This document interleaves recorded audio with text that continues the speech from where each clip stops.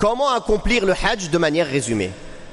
Pour avoir plus de détails dans tout ce qui est piliers, obligations, comment rattraper une obligation manquée, quels sont les interdits pendant l'état d'ihram, etc., etc. Vous revenez au cours précédent, aux 6 cours que l'on a fait sur le hajj. Premièrement, pour le mutamatti', celui qui rentre en tamattu', il accomplit d'abord une umrah complète comme on l'a expliqué auparavant. Comment accomplir une umrah complète? Puis après s'être rasé les cheveux ou raccourci, il est en état de désacralisation complète. Au 8e jour de Dhul Hijjah, il va commencer ses rites pour le hajj. Il se sacralise de nouveau, c'est-à-dire il fait le ghusl, il met son état d'habit d'ihram et il se sacralise de là où il est, de son hôtel à la Mecque ou n'importe où. Il n'est pas nécessaire de sortir au hil, aux limites sacrées du haram pour le hajj, pour la umrah seulement, pour celui qui veut faire une umrah après par exemple, ou pour quelqu'un qui était à la Mecque qui veut faire une autre umrah, pour ceux qui voient que c'est légiféré, il sort au hil. Ou pour les habitants de la Mecque qui veulent faire une umrah, ils sortent au hil, aux limites sacrées. Mais pour le hajj, non. D'où il est, il se met en état de sacralisation. Ça, c'est pour le mutamatti', celui qui est en tamattu'. On a expliqué qu'est-ce que c'était le tamattu', un des rites du hajj. Concernant celui qui fait l'ifrad ou le qiran, il n'aura pas à faire une umrah complète quand il arrive à la Mecque. Il arrive, soit il fait juste le tawaf, le qudum, et c'est tout. Et c'est sunnah pour lui, c'est même pas obligatoire. Soit il fait le tawaf et le sa'i. Mais le sa'i, c'est ça, le sa'i de son hajj. S'il le fait quand il arrive à la Mecque, il n'aura pas besoin de le refaire le jour pendant le hajj. Il aura besoin de faire que le tawaf. Il n'aura plus besoin de faire le sa'i entre Safa et Marwa. Le mufrid et le qarin, en apparence, ils font le hajj de la même manière. Il n'y a pas de différence. La seule différence, c'est dans l'intention. Le mufrid, il dit « Labbaik Allahumma hajja » à partir du miqat. Et le qarin, il dit « Labbaik Allahumma umra wa hajja » les deux ensemble, l'un dans l'autre. C'est la seule différence. Et le qarin, il sacrifiera une bête, alors que le mufrid, il n'a pas besoin. Si on a compris la différence entre le mutamatti' et le qarin et le mufrid, on commence les actions du hajj. Donc les actions du hajj commencent le 8e jour de Dhul Hijjah. Donc le mutamatti' dit quoi? Labbaik Allahumma hajja. Les autres, ils n'ont pas besoin de le dire parce qu'ils sont toujours en sacralisation depuis le début. Ils ne se resacralisent pas, ils ne sont pas sortis de l'état de sacralisation, le mufrid et le qarin. Là, le mutamatti' dit quoi? Il fait le ghusl, il met l'ihram, il dit Labbaik Allahumma hajja maintenant. Parce qu'il a fait d'abord la umrah, maintenant le hajj. Et après avoir mis l'ihram et le ghusl, etc., et avoir mis l'intention, il fait la talbiya, donc il commence la talbiya de nouveau. Il va à Mina. Il prie là-bas toutes les prières obligatoires, les prières de 4 rak'at en 2, mais il ne les réunit pas. Quand il finit de lapider la grande stèle, la talbiya s'arrête. Depuis le 8e jour de Dhul Hijjah jusqu'à lapider la grande stèle, c'est légiféré de faire la talbiya à chaque changement de situation, à chaque différent moment. Le matin du 9e jour de Dhul Hijjah, c'est-à-dire après avoir passé la nuit à Mina, le 8e jour, le matin il se lève, il se dirige vers Namira, s'il peut. C'est la sunna. C'est-à-dire la sunna, c'est de rester avant Arafat, à Namira qui est en dehors de Arafat, jusqu'à après la prière et rentrer après. C'est-à-dire rester à Namira, puis s'approcher à un autre endroit qui est tout proche, faire la khutbah et Dhuhr et l'Asr, puis rentrer à Arafat. Mais si c'est pas possible, on va à Arafat directement. L'imam fait un prêche et on fait 2 rak'at pour la prière de Dhuhr et 2 rak'at pour la prière de l'Asr réunis à l'heure de Dhuhr. Après cela, on reste, si on veut manger, se reposer un peu, évoquer Allah, mais surtout vers la fin de la journée, on lève les mains et on fait des du'a longuement, car Arafat, c'est le meilleur jour de la vie d'une personne. L'endroit où Allah Ta'ala se vante de ses serviteurs, il leur pardonne leurs péchés. Et il est bon de dire beaucoup la ilaha illallah wahdahu la sharika lah, lahul mulku wa lahul hamdu wa huwa ala kulli shay'in qadir. Et d'invoquer longuement Allah en levant les mains. Et on attend comme ceci jusqu'au coucher du soleil. On ne part pas avant. Quand le soleil s'est complètement couché, on ne prie pas la prière du Maghrib. On se dirige vers Muzdalifa. Une fois arrivé sur place, on prie le Maghrib et l'Isha en groupe et on dort directement, sans prier, jusqu'au Fajr. On y passe la nuit. Puis au matin, on prie la prière du Fajr. Et on reste évoquer Allah et invoquer Allah jusqu'à que le ciel soit jaunâtre avant que le soleil se lève. Puis on se dirige vers Mina. Muzdalifa, c'est juste avant Mina. Et on se dirige vers Mina, c'est-à-dire on est à la fin de Mina. On va maintenant traverser tout Mina pour aller vers la Mecque, car la grande stèle est à la fin de Mina, juste avant la Mecque, juste avant d'aller en direction de la Mecque. Les 3 stèles. Mais là, on va se diriger que vers la grande stèle. Il se dirige vers la grande stèle, en laissant Mina à sa droite, la Mecque vers sa gauche, et il jette 7 pierres qu'il aura ramassées sur Mina ou ailleurs. Mais là, le prophète sallallahu alayhi wa sallam les a ramassées à Mina.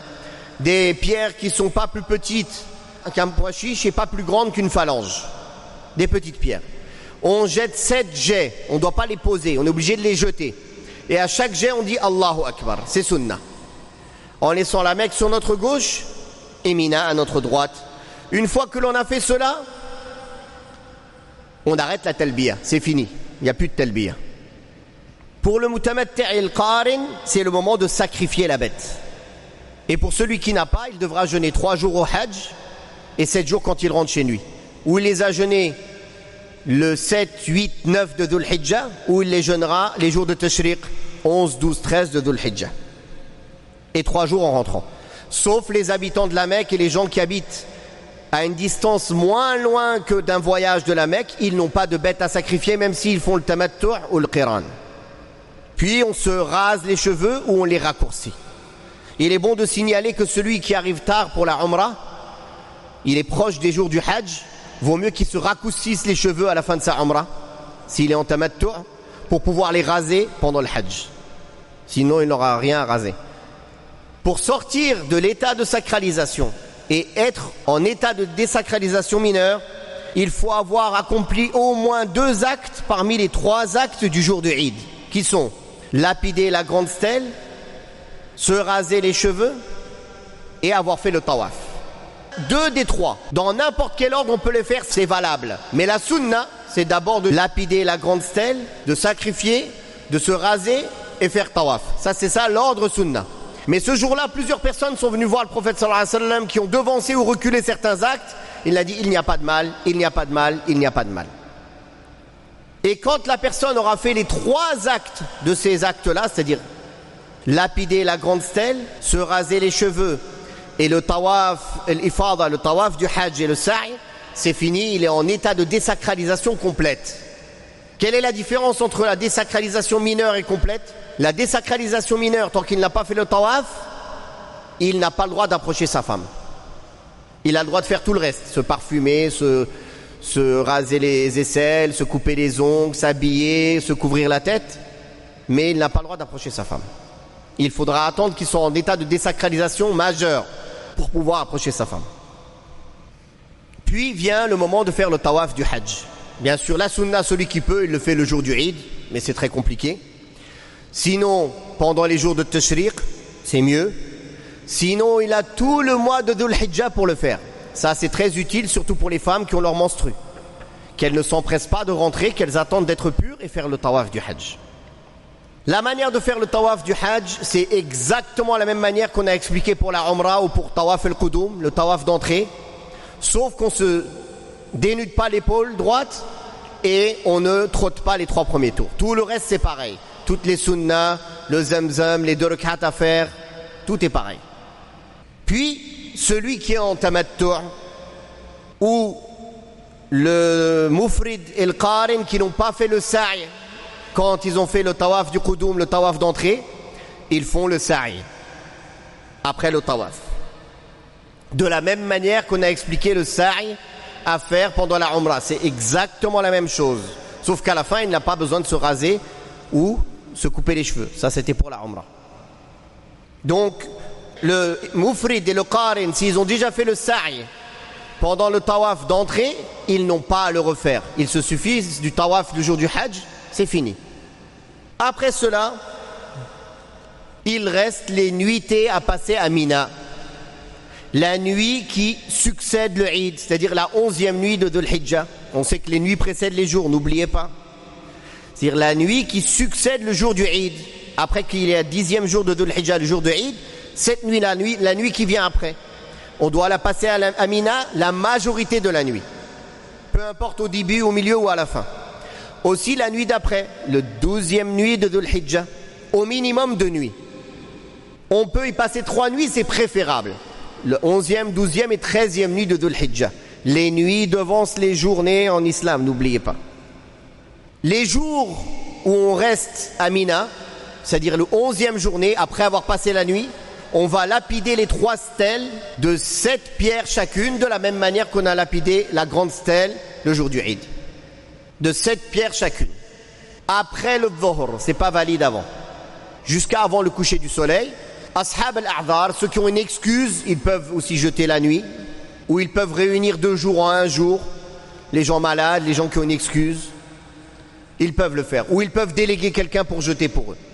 Les gens faibles, les gens malades, les gens qui ont une excuse valable. Celui qui ne veut passer que 2 nuits, le 12e jour de Dhul Hijjah, après avoir passé la 12e nuit de Dhul Hijjah, après le Dhuhr, il lapide les stèles ou après l'Asr, mais il doit obligatoirement sortir des limites de Mina avant le coucher du soleil, avant Maghrib. Sinon, il sera obligé de rester la 3e nuit, c'est-à-dire le 13e nuit de Dhul Hijjah, et de lapider le lendemain. Il est bien sûr préférable de rester 3 nuits. C'est ce que le prophète sallallahu alayhi wa sallam a fait. Et c'est ce à quoi a encouragé Allah tabaraka wa ta'ala, a dit فَمَنْ تَعَجَّلَ فِي يَوْمَيْنِ فَلَا إِثْمَ عَلَيْهِ وَمَنْ تَأَخَّرَ فَلَا إِثْمَ عَلَيْهِ لِمَنِ اتَّقَى. Après cela, il reste un seul acte à faire. Quand on est resté à la Mecque, ça y est, on n'a plus rien à faire. On reste à la Mecque, on profite de la Mecque, on prie à la prière, à la mosquée, on fait des tawafs surérogatoires, des du'a. Avant de quitter la Mecque, on fait tawaf el-wada', le tawaf d'adieu. C'est une obligation qui n'est pas un pilier. 7 tours de circumambulation et les 2 rak'at et on part. Il n'y a pas de sa'i, bien sûr. Voilà la manière d'accomplir le hajj en résumé. Pour s'en tenir à l'essentiel, on va rappeler les piliers, les obligations. Les 4 piliers du hajj sont le ihram, la station à Arafah, le tawaf du hajj et le sa'i du hajj.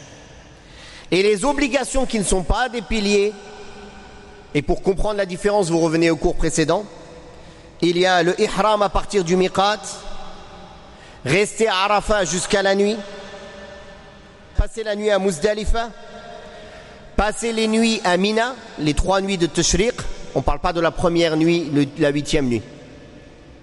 Le jet des stèles le jour du Eid, la grande stèle, et les jours de Mina, Ayyam Tashriq, les 3 stèles, c'est obligatoire. Raser les cheveux ou les raccourcir, c'est obligatoire. Et le tawaf d'adieu, c'est obligatoire. La femme qui a ses menstrues est exemptée de faire le tawaf d'adieu. Voilà en résumé les actions du hajj. Wallahu ta'ala a'la wa a'lam.